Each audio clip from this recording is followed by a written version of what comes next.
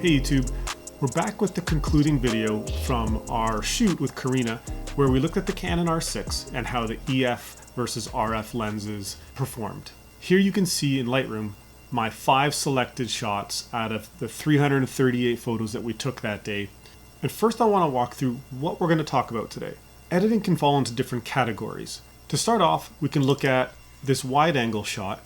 This would be considered an environmental portrait, where the hair and the makeup and the skin and texture in the clothing are not necessarily as important as the overall aspect of the picture. The composition, the lighting, the pose, and things like that. You wouldn't be using things like frequency separation or editing individual strands of hair. This was probably the easiest edit overall of the group. Next we have full body editing. This is where you can see head to toe in the frame and it's filling up most of the picture. So in environmental shots, the subject is pretty small in the environment. The focus is really on where they are. This one's really on the body of the person, and the background is supportive, but not stealing the show. So for these kind of shots, the body and the clothing and the fit are the most important here. Again, not necessarily skin or strands of hair, and also not so much the background now. It's really focused on this shape. You can see here she's got a nice S-curve going on. The clothing, that's where your eye is being drawn to, and things you're going to have to edit. Same for this shot here, another full body shot. The environment's pretty cool, but it's not stealing the show. Her red dresses and the folds and the contrast and the highlights and the look on her face as opposed to any kind of pores on her skin. Next we have a close-up shot.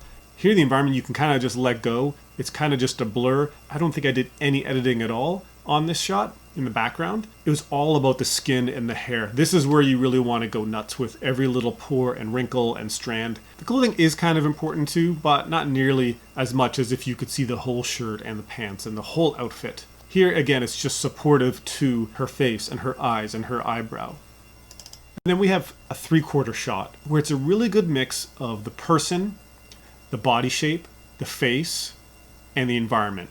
They all need about equal attention, but none of them need a crazy amount of attention. This one can end up being a lot of work because there's so many elements at play, so you gotta be really careful which kind of images you choose for these 3/4 body shots. Just in case anybody was wondering, I ended up choosing these 2 shots out of the Canon EF85, an adapted lens, and you can see that sometimes it hits really well once it loads, where you get lots of sharpness. And then on the right you can see sometimes not so much. So the nice thing was that because this was a full body shot, again, skin and hair, the sharpness is not really as important as the overall shot, and it looked good from far away. So that's why I went with this one. It would have been nice if I had the 35 RF on it to really nail this shot, but it's totally okay for this case. And I just want to show that EF adapted lenses can work, they're just not as reliable, and only some of them, as I'm finding in the user comments. It's only selected lenses that seem to be having problems. And I've shared a database online of which users have commented on which type of lens and what issue they're seeing so that we can collaborate on this. So now that we can see what won, let's take a quick look at what didn't and why I chose these. Why these 5 over the other 338? And I'll tell you, man, it was a really, really tough choice. Maybe it's because I haven't done this in a little while, but I think it's just because Karina did such a good job. She knew her body, she knew how to pose, she knew how to use the environment, she knew how to work with a camera and a photographer, and it made life so much easier. We only had 45 minutes to shoot these 338 shots within 4 or 5 different locations, and she was choosing some of the locations. She was like, Alex, let's go shoot over here, this looks cool. So really made my life easy, really made these shots great, but also gave me a lot of work because it was tough. So let's jump right in here. So I loved the way I angled the camera on this shot looking up and the expression on her face, but I couldn't stand all of this white. I just knew when I got to the editing phase, there was nothing I could do with this. No matter how I cropped this photo, I couldn't save it. And unfortunately, I had to let this one go as I tried very hard. I cropped it all types of ways, but no matter what I did, I just put the camera in the wrong spot. I should have taken a step to the left and captured more of the bridge behind her, and it probably would have been my favorite shot of the day. But oops, oh well, live and learn. You can't win them all. This one, as you could see from one of the 5, I just had a better pose. Her arm sticking out here was just a little bit distracting as opposed to where it was closer to her body. This one we were trying some fun with the wind and the scarf, but the composition just didn't work out. It ended up just being a weird distraction and kind of awkward. This one I loved a lot, and I even used for the thumbnail in the previous video, but she was positioned too far to the right, and there just wasn't much going on here by these black shipping containers, and we got all kinds of poses, all kinds of expressions, and it was really hard to choose, but I ended up choosing one that had a more traditional pose. This one was very high fashion-y, kind of looking away with lots of attitude. Then we did a series with some props and some leaves, and I found the props, I just couldn't get it in the right position where it was really flattering with the environment. This one, I battled back and forth because I loved her expression, I loved her eyes, but the rest of the image just felt boring. And it was just kind of beaten out by some stronger photos. That was it. But my heart really wanted this one to work, but I had to let it go. Same with this shot. I really love the expression and the pose, but I think I just needed to see her body turned a bit more, maybe her elbow more in the frame, maybe looking into the lens. Just a couple things that weren't working in the composition. So those were the runner-ups. Let's take a little look at third place. We did a cool series of shots by these yellow chairs, but I just couldn't angle the camera in the right spot. She was kind of 2 feet up from me and I was shooting up, and then we lost the background. The interest was the yellow seat, so I almost needed to be higher up than she was and just couldn't do that. Maybe if I brought a step ladder, I could have nailed that shot. Again, here, just choosing the right pose in the right angle in this shipping container area. I feel like I nailed it with my select. Here again with the props, just couldn't get it in the right shape, in the right frame, with the right composition. There was a cool idea happening there, but sometimes you just can't force a shot to work no matter how you crop it or edit it. And here, last group of maybes, the subject being just too small in the frame here, the pose is not being ideal. Again, the prop just not working in the right way, and the composition and the position of the body. Strong select that I really wanted to work, but I ended up just liking a different angle where I took a step to the left a little bit better. It was just the background here. This was the only issue with the shot. It was just very uninteresting. And I always try and play with the crops just to see what I can get. Maybe you can cut some of that out. But I ended up just liking the other shot a lot more. And I wish I had more shipping container on the left here. So same thing with the props. She had some great ideas and we were working together on it, but just couldn't make it work.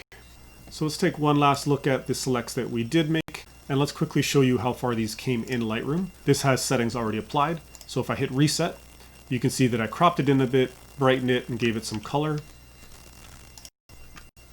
Here we did some really heavy cropping. You can see that, again, she was too small in the frame, but I really recovered it with a nice crop. This was shot with the RF35, so you can see just how much cropping you can get out of a nice sharp lens that's hitting its shots. Same with this one. Really big, strong crop, yet incredible sharpness. Here, this was just like an angle tweak and getting the lighting right. I really like my shots to be color balanced properly, not throwing crazy color casts on stuff with presets. I like clean, realistic shots that feel real. Fall and summer shots, I do like to keep them a little bit warmer. I try to keep it pretty subtle. So that's it for Lightroom. Let's jump into Photoshop now and take a look at what edits I made after Lightroom. So I think this is where people are going to learn the most. A lot of photographers don't spend too much time in Photoshop. It's very minimal. They process their images in the raw applications, but they don't go into the pixel level and start editing things. And I want to show you just how far things should go to a professional level if you're going to sell your work, if you're going to work for magazines and things like that. This is just a fun shoot, but I wanted to demonstrate the different levels of editing that are required and possible. Here we have our simplest one. This was our environmental portrait. And on the top layer, I'm always going to have the edited version. And on the bottom layer is always going to be the original out of Lightroom. So I'll flip back and forth for each shot. And I want to show you kind of before and after what was done. So just while I'm flipping back and forth here, and while you guys are kind of checking things out, take notice of the people in the background that I removed right here. Just a bit of a distraction from the environment, which again is kind of like the highlight of this shot. You can see very minimal editing on her clothes, just a little bit of cleanup, but I left most of it natural. Very minimal cleaning in her hair and her face, just enough to kind of open it up a little bit because it was kind of dark. And I spent a lot of time on the background, kind of working on the shadows and highlights. So pay attention in here and over here while I'm flipping back and forth, and you'll see what I mean for kind of like cleaning things up that felt dirty You really want your shots to feel clean and beautiful and bright and colorful. And like I said, you still need to do a little bit of work. You'll notice her legs here. I did some cleanup on her boots. Wanted to make sure that that looked like it fit her nicely and it wasn't a distraction from the environment. So that was one of the quickest, easiest ones of the batch. Next we have a full body shot here. And if you remember, I mentioned this is all about the clothing and all about the shape. And that's where I spent most of my time. I didn't edit the background almost at all. Just to start there, you'll see that the tree, I kind of brought out some detail. And here I kind of filled in and there was a rock here. And you can kind of see back and forth here. Just making the environment look really inviting and really simple and easy and colorful. But I spent probably a good hour on the clothing. And let's kind of take a closer look there. So here you can see I want to make sure that the boots look like they fit her, like they were the perfect size, kind of hugging her curves. And then into here, any folds, you can't get rid of them all, but you need to get rid of just enough that it looks pleasing and not distracting.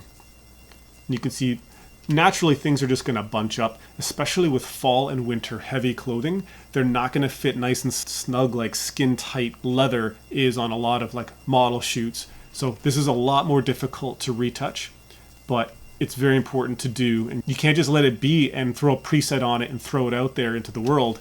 It's not going to be received well in the professional world. You can see here I did a little bit of hair editing and a little bit of skin just to keep it clean, get rid of some flyaways, but not too much. You got to keep it natural because that's part of the beauty of the fall shot, is that fall is kind of chaotic with leaves and colors everywhere. If it was too clean, it would look a little too silly. And you can see it fixed a little bit of shape and areas too, so that she had a nice curve to her arm, nice curve to her back, and a nice shape to things, so that everything seemed kind of proportionate and nice fitting. Here we have another full body shot. Again, high importance on shape and fit. So let's take a look. Let's try something different here and take a look at the original. And you can see here that we want to fix her boots, straighten up and get rid of some of these wrinkles in there, straighten out the zipper, remove any odd wrinkles that kind of sit and float in weird spaces.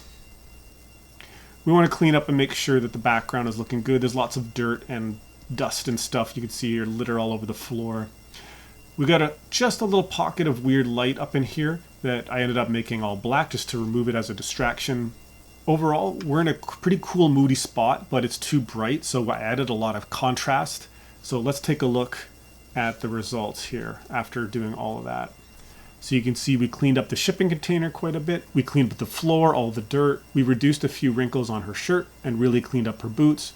And we did a lot of contrast and highlight editing here to bring the shot into a more darker, moodier environment. Let's zoom in a little bit here. You can see we did a ton of work here cleaning things up, and I think it really made a difference to give this a professional feel. Take a look at how much work was done in there to make sure that it kind of fit her lower back. We didn't have a stylist on set to pin anything or fix up her hair, so we just kind of had to make do in post. Even that, at the speed we were going, I don't think a stylist or makeup artist would be able to keep up with how much we did that day. So here you can see I got rid of just a few flyaways, but I left it kind of natural. A lot of cleaning up on the background of the shipping container. And then here we get into a bit more skin editing on her neck area. Just making sure that things are nice and smooth. Not too many harsh shadows or harsh lines. You always want the female look to be a little softer. Another thing to take note is hands. A lot of people don't realize that you need to kind of work on the hands a little bit. If you see a lot of wrinkles and shadows, to just again soften that up. This shot I think was my favorite of the 5. Just because this black shipping container area, I don't see it a lot in shots and it's pretty unique. Let's look at the 3/4 shot. This is where everything kind of has a place and everything needs a little bit of editing. So you can see I did quite a bit of removal on the background. We got rid of the water fountain here, got rid of this little sand pit. We had to go a little bit farther on the hair, but nothing too crazy. I only removed the flyaway area up in here. And then we get a lot more into the clothing where we got rid of some of the kind of the bunch up areas, but we left a lot of natural stuff. Let's take a look at that. Yeah. And then a little bit of the skin, just a touch, but not much. It was mostly left pretty natural.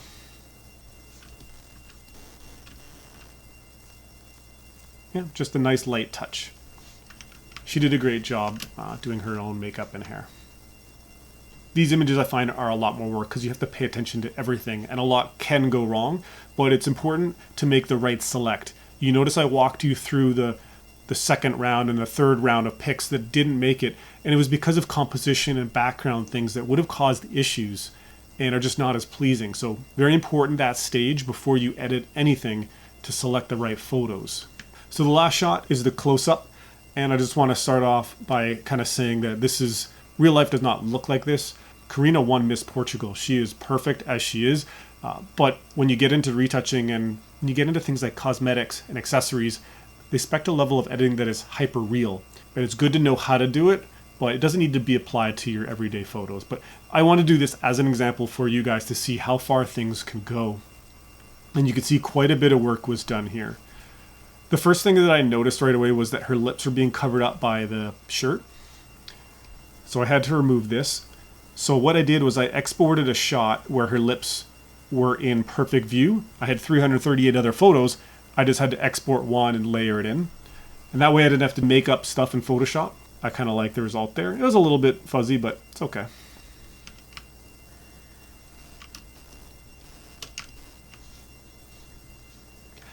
Again, remember I mentioned the hands. Make sure that these are nice and soft and clean. There shouldn't be too many harsh shadows or lines. And you can see I did do some cleaning up there. Also, it was really cold that day and her hands kind of went icy cold like mine were. I could barely feel them. So they needed to be warmed up. A lot of people I don't think pay attention to hands and feet and the color that they are. They should match the rest of the body. So while we're zoomed out, you can see nothing was done to the background at all where there were no hair flyaways removed. Environment is not important in these close-up head portrait shots. They shouldn't be if you make the right select. It should all be about the skin and the hair and the eyes and just a little bit of the clothes. You can see I did a little bit of fitting here, making sure that there was no distractions in these areas. There's a couple wrinkles and bunching up that I help fix there.